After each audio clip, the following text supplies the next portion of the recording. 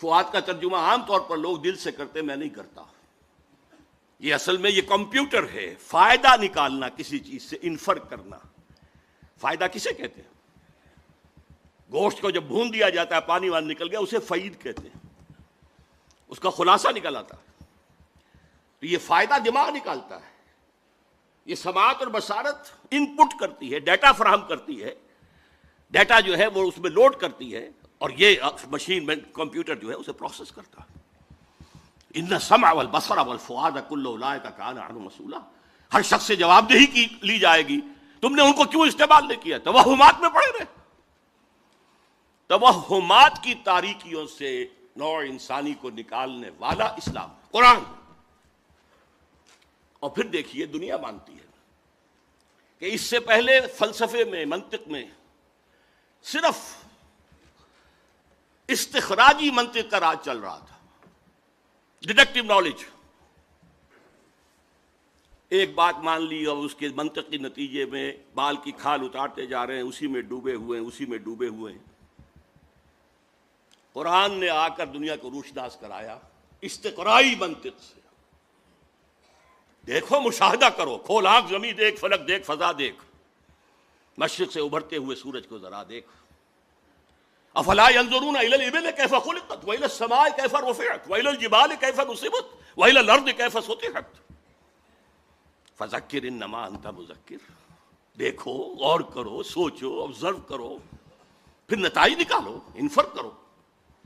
یہ استقرائی منطق، inductive knowledge, دنیا کو اس سے روشناس کرانے والا قرآن ہے. یہی انڈکٹیو نالج سائنس کی بنیاد بنا، اور سائنس انر کور بن گیا جدید تہذیب کا. اگرچہ اس کا جو ظاہر ہے، انر کور کے اوپر جو پردے لپٹے ہوئے ہیں وہ غیر اسلامی ہیں. وہ کیسے وجود میں آئے اس کی بھی میں تاریخ آپ کو بتا دینا چاہتا ہوں. دیکھیے، یورپ میں یہودی انتہائی دبے ہوئے، پسے ہوئے، مستضعفین، قابل نفرت، شہروں سے باہر گھٹوس میں وہ رہتے تھے. انہیں اذیت پہنچاتے تھے عیسائی، اور صحیح بات تھی. عیسائی جسے اپنا خدا مانتے، خدا کا بیٹا مانتے، وہ کہتے وہ حرامزادہ تھا، باسٹرڈ، سن آف مین، ولد الزنا، جادوگر تھا، کافر تھا، مرتد تھا، واجب القتل تھا، اسی لیے ہم نے اسے سولی پر چڑھوایا. یہ دوسری بات ہے کہ اللہ نے کیا کیا اور کب انہیں اٹھایا. انتہائی پرسیکیوٹڈ کمیونٹی تھی، اور سب سے زیادہ شدید پرسیکیوشن اسپین میں تھی، جو بہت گہرا کیتھولک ملک ہے. یہی وجہ ہے کہ یہودیوں نے مسلمانوں کی مدد کی اسپین کو فتح کرنے میں، راستے بتائے طارق ابن زیاد کو. نتیجہ کیا نکلا کہ مسلمانوں نے انہیں سر پر بٹھایا، ان کی عزت کی، احترام کیا، تکریم کیا. ایک وقت میں وزیر اعظم جو ہے سلطنت ہسپانیہ کا یہودی تھا. یہ یہودی جو ہیں، انہوں نے وہاں بیٹھ کر یورپ کی پیٹھ میں چھرے گھونپے، عیسائیوں سے بدلے لیے.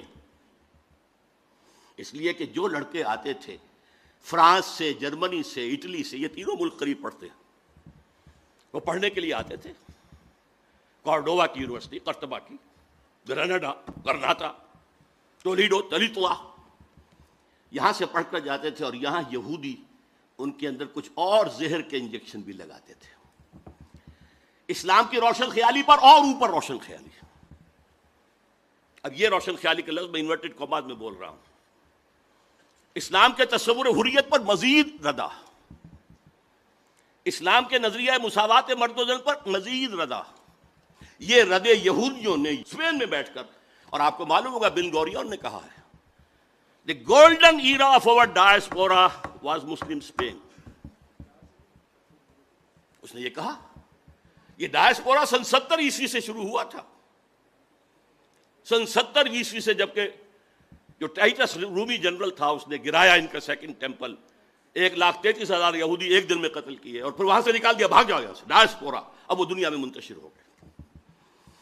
اس ڈائسپورا کا بن گورین کہتا ہے the golden period of our diaspora was Muslim Spain. جیسے انہوں نے مسلمانوں کی پیٹھ میں خنجر گھونپا، ایک یہودی عبداللہ ابن سبا نے وہ فتنہ اٹھایا جو آج تک سنی اور شیعہ کے اختلاف کی صورت میں، اب تو خون بھی بہہ رہا ہے، اس سے پہلے خون نہیں بہتا تھا.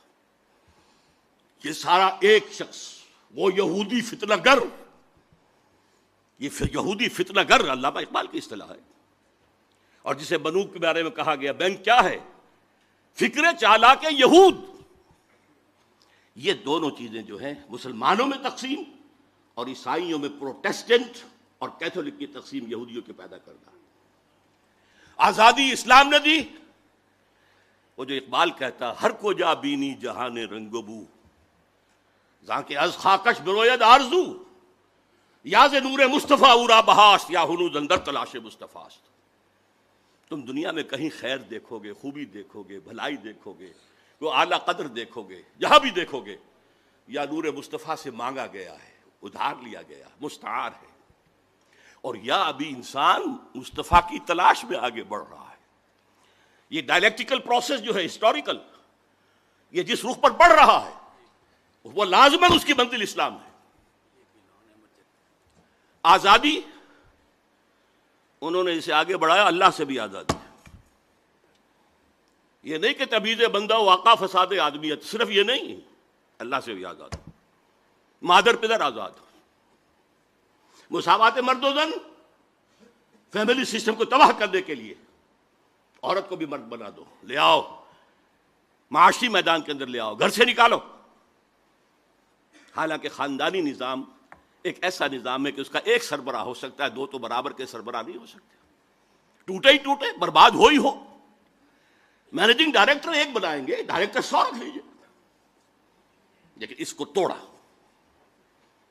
اسی طریقے سے جو ابھی کہا گیا کہ یہ جو کتا ہے یہ فرق نہیں کرتا بیٹی ماں اور بیوی کے اندر، یہ ہم کیوں کرتے؟ پیاس ہے لگتی ہے، جہاں سے پانی ملتا ہے ہم لے لیتے ہیں، تو خامخواہ جو ہے ہماری جنسی جو پیاس ہے اس کے لیے قدغن نہیں. اسی شہر لاہور میں ایک پروفیسر تھے تاریخ کے، عبد القادر صاحب، وہ یہ کہا کرتے تھے when I can get fresh milk from the market daily, why should I bind a cow on my door? میں اپنے جنسی جذبے کی تسکین جب چاہوں جہاں سے کر لوں. گائے باندھنا ضروری ہے اپنے گھر پہ، تو یہ بیوی گھر میں لانا ضروری ہے. یہ جو تہذیب کے تباہ کن معاملات ہیں، اور پھر معیشت کے اندر سود. نوٹ کیجئے، پروٹیسٹنٹزم ذہن یہودی کی پیداوار ہے. جیسے این بنوک، این فکر چالاک یہود، اسی طرح پروٹیسٹنٹزم فکر یہودی کی چالاک ہے. اور سب سے بڑا پروٹیسٹنٹ ملک انگلینڈ بنا. چرچ آف انگلینڈ بغاوت کے طور پر سب سے پہلے وہاں قائم ہوا، پوپ سے آزاد. اور وہاں ہی پر آپ کو معلوم ہے کہ سب سے پہلا بینک بنا، بینک آف انگلینڈ. کالون کے ذریعے سے سود کا جواز جو پیدا کیا گیا یہودیوں نے کروایا، شائلاکس نے کروایا. وہ جواز سب سے پہلے اس کو قبول کیا ہے انگلینڈ نے. یہ پروٹیسٹنٹس کی فتح تھی، اور اس کے ذریعے سے رفتہ رفتہ رفتہ رفتہ وہ یورپ کے اوپر قابض ہو گئے. اور آپ کے والد محترم جب دیکھ کر آئے تھے 1905 سے 1908 تک، فرنگ کی رگے جا پنجائے یہود میں، یہ نہ کوئی اور دیکھ سکتا تھا نہ بیان کر سکتا تھا. اس ایک مصرے میں بیان کرنا ممکن نہیں کسی کے لیے. اور نہ وہ گہری نگاہ گاہ میری نگاہ تیز چیر گئی دل وجود، نہ وہ کسی اور کو حاصل. فرق صرف یہ ہوا ہے اس ایک صدی کے اندر کہ پہلے فرنگ کا اور پروٹیسٹنٹزم کا امام برطانیہ تھا، آج فرنگ کا اور پروٹیسٹنٹزم کا امام امریکہ ہے. اچھا، اس کے ساتھ یہ تو تھی ریفارمیشن، دوسرا تھا رینائسنس. رینائسنس کے ذریعے سے انہوں نے علم اس کی طرف لوگوں کو راغب کیا. لیکن چونکہ احیاء العلوم کی اس تحریک کے پیچھے ایک نیگیٹو موٹیو تھا، پاپائیت کے نظام کے خلاف بغاوت، اور پاپائیت ہی ان کے نزدیک مذہب کا مذہب تھی، نظر کے خلاف بغاوت۔ لہذا اس کے تحت رد عمل کے طور پر جو علوم اور فنون جنم لیے جنہوں نے، وہ بے خدا بلکہ مخالف خدا۔ سیاست سے اللہ کو نکالو، حاکم وہ نہیں ہے، حاکم عوام ہے۔ معیشت سے قرض حسنہ، شراکت مزاربت کو نکالو، بینک لاؤ، سود پر مبنی۔ معاشرت میں حیا، عفت، عصمت کے تصورات ختم کرو، اور آج کی یونائٹڈ نیشنز کی اصطلاح میں پروسٹیٹیوٹس کو بھی سیکس ورکرز کہو، وہ بھی ایک محنت کرنے والے ہیں، محنت کرنے والیاں ہیں۔ یہ بے خدا سائنس اور بے خدا بلکہ مخالف خدا فلسفہ ہے جس نے اس روشن خیالی کو جنم دیا ہے جو آج پیش کی جا رہی ہے۔ اصل روشن خیالی وہ تھی جو محمد رسول اللہ نے دی تھی، اور علامہ اقبال کے بقول آج اگر کہیں کو خیر یا خوبی ہے تو وہ صرف نور مصطفیٰ سے مستعار ہے۔ اس کا پس منظر کیا ہے وہ میں آپ کو بتا دوں۔ دیکھیے، اللہ تعالیٰ نے علم کے لیے دو آنکھیں دی تھی انسان کو۔ علم کی جو اہمیت آئی ہے وہ ابھی میں بتا چکا ہوں۔ قرآن مجید کہتا ہے کسی ایسے چیز کے پیچھے مت پڑو جس کی بنیاد علم پر نہ ہو۔ اچھا، اسی لیے یہ تمام توہمات آکلٹ سائنس، حالانکہ انہیں سائنس کہا گیا ہے، پامسٹری ہو، نجوم شناسی ہو، یہ چیزیں ان میں حقیقت ہے، اسلام نے اس کا انکار نہیں کیا۔ Science of numbers, science of colours وغیرہ وغیرہ جنہیں آپ کہتے ہیں آکلٹ سائنس، ہٹاؤ ان سے، توجہ ہٹاؤ، جادو حق ہے مت کرو، کفر ہے۔ یہ نہیں کہا کہ یہ نفی کی ہے کہ ان میں کوئی حقیقت ہے ہی نہیں، تمہاری توجہ نہیں ہونی چاہیے۔ تمہیں ہم نے دو آنکھیں دی ہیں، اور سورہ بقرہ کے چوتھے رکوع میں اول دوم دونوں آنکھوں کا ذکر ہے۔ ایک آنکھ ہے ایکوائرڈ علوم کے لیے، جو علم تمہیں خود حاصل کرنا ہے، جسے پوٹینشلی آدم کے اندر ودیت کر دیا گیا تھا۔ جیسے آم کی گٹھلی میں پورا آم کا درخت ہے، علم آدم الاسماء کلہا میں وہ پورا ایکوائرڈ نالج موجود تھا جو آدم حاصل کر سکتا تھا یا نسل آدم حاصل کر سکتی تھی۔ اس کے لیے کیا ایپریٹس دیا؟ ان السمع والبصر والفؤاد، ان تین چیزوں کو بروئے کار لاؤ اور قدم بقدم بڑھتے چلے جاؤ۔ یہ اس علم الاسماء کی ایکسفولیشن ہے جو آج ہم دیکھ رہے ہیں سائنس کی شکل میں، ٹیکنالوجی کی شکل میں۔ یہ بھی اللہ کا دیا ہوا علم ہے، اسے سیکولر علم نہ کہیے، قطعاً نہیں، بلکہ بڑا پیارا جملہ کہتے تھے ڈاکٹر رفیع الدین مرحوم و مغفور، میرے نزدیک فکر اقبال کے بہت بڑے شاعر ہیں، کہ Quran is the word of God and this universe is the work of God. ان دونوں میں کوئی تضاد نہیں ہو سکتا۔ اگر تضاد محسوس ہوا اس دور میں جبکہ ہمارا کائناتی علم بہت کم تھا، وہ تضاد اس دور کے مفسرین کے حوالے کیا جائے گا، قرآن کے حوالے نہیں کیا جائے گا۔ اس لیے ڈاکٹر مورس مختار نے کہا کہ میں نے بائبل پڑھی، اس میں بہت سی چیزیں وہ ہیں جنہیں قرآن غلط ثابت کر چکا ہے، موجودہ سائنس، قرآن میں ایک حرف میں نے نہیں پایا کہ جسے موجودہ سائنس نے غلط ثابت کیا۔ اور وہ مسلمان ہو گیا، فرینچ سرجن بہت بڑا۔ تو یہ ورک آف گاڈ ہے، یہ سیکولر سائنس نہیں ہے، یہ بھی مذہبی ہے۔ اللہ کے عمل کا مطالعہ کرو، اللہ کے بنائے ہوئے قوانین فطرت ہیں ان کا مطالعہ کرو، ان سے فورسز آف دی نیچر کو کیپچر کرو، ہارنس کرو، استعمال کرو۔ لیکن دوسرا علم، فَإِمَّا يَأْتِيَنَّكُم مِّنِّي هُدًى فَمَن تَبِعَ هُدَايَ فَلَا خَوْفٌ عَلَيْهِمْ وَلَا هُمْ يَحْزَنُونَ۔ دوسرا گیون نالج ہے اللہ کی طرف سے، یہ ایکوائرڈ نالج ہے جو رفتہ رفتہ رفتہ رفتہ رفتہ رفتہ بڑھا ہے، اور آج یہاں پہنچ گیا ہے کہ اقبال کہتے ہیں کہ فروغ آدم خاکی سے، عروج آدم خاکی سے انجم سہمے جاتے ہیں کہ یہ ٹوٹا ہوا تارا مہ کامل نہ بن جائے۔ دوسری آنکھ تھی، جب بھی تمہارے پاس میری طرف سے ہدایت آئے، وہی آئے، فمن تبع ہدایا فلا خوف علیہم ولا ہم یحزنون۔ یہ دو آنکھیں تھیں، وہی اور اکتسابی علم۔ یہ گیون ہے، یہ ریویلڈ نالج ہے، یہ اوپر سے آیا ہے، اور یہ نالج آپ کو اپنی سماعت و بصارت اور عقل کے ذریعے حاصل کرنا۔ انسانی تہذیب کا سب سے بڑا المیہ کیا ہے؟ مذہب کی مخالفت میں جو سائنس اور فلسفہ اور جو تہذیب پروان چڑھی، اس نے ریویلڈ نالج سے آنکھ بند کر لی۔ رکھو ادھر، صرف ایک آنکھ کھلی رکھی۔ اسی لیے یہ یک چشم تہذیب ہے، یک چشم دجال۔ جتنی اس میں ترقی ہوئی ہے، دجالیت کی طرف انسان کا قدم بڑھتا چلا جا رہا ہے۔ دونوں آنکھیں کھلی ہوتی کوئی پرواہ نہیں تھی، سائنس آسمان کو چھو لیتی، کوئی خرابی نہ ہوتی۔ ہدایت عملی زندگی کے اندر حاصل کرو وہی کے ذریعے سے، ریویل نالج کے ذریعے سے۔ لیکن وہاں کیا ہے؟ اجی چھوڑو، خدا ہے یا نہیں ہے، ہوگا، لیکن یہ کائنات تو ہے نا، اس کو سمجھو۔ یہ ہمارے جسم میں کوئی روح بھی ہے کہ نہیں ہے؟ ہوگی، کون کہہ سکتا ہے کہ ہے؟ اس کو چھوڑو، یہ جسم تو ہے نا، اس کی پرواہ کرو، بالو پوسو، صاف رکھو۔ یہ آخرت کوئی ہے یا نہیں ہے؟ ہوگی بھائی، شاید ہو، کسی نے آ کے بتایا تو نہیں واپس۔ یہ دنیا تو ہے، اسے بناؤ، حاصل کرو، آسائشیں لو، بہبود بھی کرو لوگوں کی، لیکن ساری توجہ دنیا پر، روح کی بجائے جسم پر، اللہ کی بجائے کائنات پر۔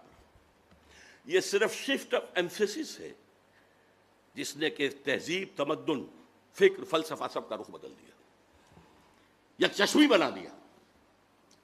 ورنہ میں آپ کو بتاتا ہوں، اور علامہ اقبال نے اس آیت مبارکہ کو اپنے فلسفہ خودی کی سورس قرار دیا، جس کے راوی ہیں سید نذیر نیازی مرحوم۔ علامہ نے کہا میرے فلسفہ خودی کی سورس سورہ حشر کی آیت ہے، وَلَا تَكُونُوا كَالَّذِينَ نَسُوا اللَّهَ فَأَنسَاهُمْ أَنفُسَهُمْ أُولَٰئِكَ هُمُ الْفَاسِقُونَ۔ ان لوگوں کے مانند نہ ہو جانا جنہوں نے اللہ کو بھلا دیا تو اللہ انہیں اپنے آپ سے غافل کر دیا، یہی فاسق ہے۔ یہ اپنا آپ کون سا ہے جس سے انسان غافل ہوتا ہے؟ کیا اپنے پیٹ سے کوئی غافل ہے؟ کوئی اپنے جسم سے غافل ہے؟ تھوڑا سا چھالا نکل آئے انگلی میں تو دوڑتے ہیں ڈاکٹر کے پاس، دانت میں درد ہو تو جا کر ڈینٹسٹ کو رات کے 1 بجے بھی آپ اس کے گھر پر دروازہ توڑ دیں گے۔ لیکن روح ہے یا نہیں، اس سے ہم بے پرواہ ہو گئے۔ وَلَا تَكُونُوا كَالَّذِينَ نَسُوا اللَّهَ فَأَنسَاهُمْ أَنفُسَهُمْ۔ انہوں نے اللہ کو بلایا تو اللہ نے انہیں اپنے آپ سے غافل کر دیا۔ اسی کا کانورس ہے جو بعض صوفیہ کا قول ہے، من عرف نفسہ فقد عرف ربہ۔ جس نے اپنے آپ کو پہچان لیا اس نے خدا کو پہچان لیا۔ اس لیے کہ ہمارے اندر وہ ڈیوائن سپارک ہے، وہ روح ملکوتی ہے، وَنَفَخْتُ فِيهِ مِن رُوحِي، جسے قرآن 2 جگہ کہہ رہا ہے، اللہ کی اپنی روح اس میں سے پھونکا۔ بہرحال اس نئی تہذیب کے تحت جو روشن خیالی آ رہی ہے وہ مجسم دجالیت ہے۔ اس دجالیت کا یوں سمجھیے، میں نے 3 لحافوں سے تشبیہ دی ہے۔ جب ملیریا بخار چڑھتا تھا تو اتنی سردی اور اتنی وہ ہوتی تھی، ایک لحاف ڈالا، دوسرا ڈالا، تیسرا ڈالا۔ سب سے اوپر کا لحاف ہے سیکولرزم، زندگی کے مین دھارے سے خدا کو نکال باہر کرو، کال پکڑ کر جاؤ، مسجد میں رہو، مندر میں رہو، سینیگاگز میں رہو، چرچ میں رہو، ہم آئیں گے، درشن کر لیں گے، ڈنڈوت کر دیں گے، بس۔ ہماری سیاست، ہماری ریاست، ہمارے قوانین، ہمارے نظام سیاسی، نظام معاشی، ہمارا تصور سماجی اقدار، سوشل ویلیوز، ہمارا تصور سماجی خرابی ہے، سوشل ایونز کا، یہ ہم کریں گے۔ Nothing doing. آپ بیٹھیں، مسجد میں بیٹھے، آئیں گے ہم 5 وقت آئیں گے، درشن کریں گے آپ۔ یہ پہلا لحاف ہے جو پوری کائنات، پورے زمین کو اس وقت انگلف کیے ہوئے۔ دوسرا لحاف انٹرسٹ بیسڈ کیپیٹلزم، پوری دنیا، بینکنگ، یہ بنوک، یہ فکر چابا کے یہود، نور حق السینہ آدم ربود۔ اور کیا بات کہی ہے عزیزم عاکف سعید نے، اس کا دوسرا شعر نہیں پڑھا، تا تہو بالا نہ گردد این نظام، دانش و تہذیب و دین سودائے خام۔ جب تک یہ بینکوں کا نظام تو بالا نہیں ہوتا، ختم نہیں ہوتا، اپروٹ نہیں ہوتا، اس وقت تک دانش کیا بات کرتے ہو دانش کی، تہذیب کیا بات کرتے ہو تہذیب کی، دین کیا بات کرتے ہو دین کی، سودائے خام، یہ تو بڑے کچے خیالات ہیں۔ دوسرا لحاظ بھی گلوبل ہے، تیسرا لحاظ البتہ ابھی کچھ مشرقی ممالک خصوصاً مسلمان ممالک پر پوری طرح نہیں اڑا ہے۔ وہ اگر آپ protocols of designs, elders of designs پڑھیں گے تو معلوم ہوگا کہ یہ بھی ایک پورے پلان کے تحت ہو رہا ہے۔ شرم و حیا کے تصور نکال باہر کرو، عصمت و عفت کا تصور نکال باہر کرو۔ عزیز ماقف نے تو کہا کہ خانہ داری بھی کرے، وہ کہتے ہیں خانہ داری اس کا کام ہے ہی نہیں، اگر وہ کرے گی تو اجرت مانگے گی شوہر سے، بچے جنے گی تو اجرت مانگے گی شوہر سے۔ یہ تو social engineering programme of United Nations Assembly کا ہے، جس کا سب سے بڑا جو ہے چمچہ اس وقت صدر مشرف بنا ہوا ہے۔ پوری دنیا میں کہیں نہیں ہے کہ عورتوں کو اس طریقے سے سیٹیں، ڈیموکریسی کا معجزہ ہمارے برابر موجود ہے انڈیا، معجزہ مانتی ہے دنیا اس کو، کہ مانا جاتا ہے کہ ڈیموکریسی جو ہے وہ لو پرسنٹیج آف لٹریسی کے ساتھ نہیں چل سکتی، اور وہاں چل رہی ہے، یہ معجزہ ہے۔ اسی لیے وہ ہندوستان کی پرستش کرتے ہیں، ڈیموکریسی ان کا مذہب ہے، امریکہ میں نہیں ہے، کہاں ہے؟ لیکن وہ شیطان کے چمچے جو ہیں وہ شیطان کو کوئی کان قطر دیں گے، اس کو بھی پیچھے چھوڑ جائیں گے۔ اس کے ضمن میں ڈاکٹر جاوید اقبال صاحب کی خاص طور پر توجہ منعطف کراؤں گا۔ رینڈ کارپوریشن جو امریکہ کا ہائیسٹ لیول کا تھنک ٹینک، اس کی تازہ ترین رپورٹ جو آئی ہے اس میں انہوں نے مسلمانوں کو 4 طبقات میں تقسیم کیا۔ ایک فنڈامنٹلسٹ ہیں جو اسلام کو صرف مذہب نہیں سمجھتے، نظام سمجھتے ہیں، دی پولیٹیکو سوشو اکنامک سسٹم۔ یہ ہماری ہٹ لسٹ پر نمبر 1 ہے، انہیں ہم نے ختم کرنا ہی کرنا ہے، یہ ہمارے دشمن ہیں۔ اس لیے کہ انہیں مذہب سے دشمنی نہیں ہے، نمازیں پڑھو، تم آئے امریکہ میں، تم نے چرچ خریدے، مسجدیں بنا لی، ہم نے تو کوئی اعتراض نہیں کیا، تم نے سینیگوگز خریدے، مسجدیں بنا لی، ہم نے تو کوئی اعتراض نہیں کیا، تم رمضان میں روزے رکھتے ہو، ہم تمہیں ایک افطاری پارٹی دے دیتے ہیں وائٹ ہاؤس میں، تم عید اور بقرعید مناتے ہو، ہم یادگاری ٹکٹ ایشو کر دیتے ہیں، ہاں تمہارے اسلام سے بھی کوئی دشمنی نہیں۔ ہاں Islam as a politico socio economic system, جسے وہ پولیٹیکل اسلام بھی کہہ دیتے ہیں، یہ ہمارا دشمن ہے، اور اس کی وجہ صاف ہے۔ نصف صدی تک جو کولڈ وار جاری رہی وہ نظام کی جنگ تھی، مذہب کی تو کوئی جنگ نہیں تھی۔ مغرب میں وہی کرسچینٹی تھی جو یورپ میں اور یو ایس ایس آر کے اندر تھی، وہی کرسچینٹی، فرق کیا ہے؟ صرف ایک فرقے کا فرق ہے، پروٹیسٹنٹزم ہے، کیتھولسزم ہے، اور جس کو کہتے ہیں وہ مشرقی آرتھوڈاکس، ایسٹرن آرتھوڈاکس، یہ اللہ اللہ خیر چلو، مذہب تو ایک ہے۔ ساری جنگ نظام کی تھی، ان کے سرمایہ دارانہ نظام کو اتنی بڑی دھمکی مل گئی تھی، چیلنج مل گیا تھا، وہ سوچتے تھے ہوا ہو جائے گا پانی میں، اور ایک وقت میں مغرب کانپ رہا تھا، اس لیے کہ روس خلا میں پہلے پہنچ گیا تھا، ابھی امریکہ تو بہت پیچھے تھا۔ بہرحال جنگ ان کی ہے ان فنڈامنٹلسٹ سے جو اسلام کو دین سمجھتے ہیں، مذہب بھی ہے، عقائد بھی ہیں، عبادات بھی ہیں، رسومات بھی ہیں، یہ جو 3 ایسنشل کانسٹیٹیوئنٹس ہیں مذہب کے، کلاسیکل مذہب وہ بھی ہیں، لیکن یہ پولیٹیکل سسٹم بھی ہے، اکنامک سسٹم بھی ہے، سوشل سسٹم بھی ہے، تینوں ہیں، 3 × 3 بن کر 6 بنتے ہیں۔ دوسرا طبقہ انہوں نے کہا یہ ہیں جن کو ڈاکٹر صاحب نے کہا روایت پسند۔ یہ کون لوگ ہیں؟ وہ بھی ٹریڈیشنلسٹ کہتے ہیں اس رینڈ کارپوریشن میں۔ یہ وہ ہیں جو قال اللہ و قال رسول میں مگن ہیں، مدرسوں میں ہیں، مسجدوں میں ہے۔ یہ ہمارے لیے کوئی براہ راست چیلنج نہیں ہے، لیکن اگر خدا نہ خواستہ وہ ٹریڈیشنلسٹ جو ہیں وہ فنڈامنٹل سے مل جائیں تو بہت خطرناک ہے، اس لیے کہ ان کے پاس ذریعہ ہے پبلک کے سامنے آنے کا، مساجد ہے، ہفتے وار جلسہ منعقد ہوتا ہے، تو تیسرے نمبر پر ہیں ماڈرنسٹ، اور میں ڈاکٹر صاحب کو بھی انہی میں شمار کرتا ہوں، جو اسلام کی ایسی تعبیر کرنا چاہتے ہیں جو مغرب کے لیے پیلیٹیبل ہو۔ آپ نے کہہ دیا شراب حرام نہیں ہے فی نفسی، شراب تو حرام ہے، رجس من عمل الشیطان فاجتنبوہ، چھوڑو اس کو، فہل انتم منتہون، چھوڑتے ہو کہ نہیں؟ تمہیں پہلے بھی دے دیے گئے تھے سگنلز کہ شراب اور جوئے میں کچھ خوبیاں بھی ہیں اور کچھ گناہ بھی ہیں، گناہ کا پہلو بھاری ہے۔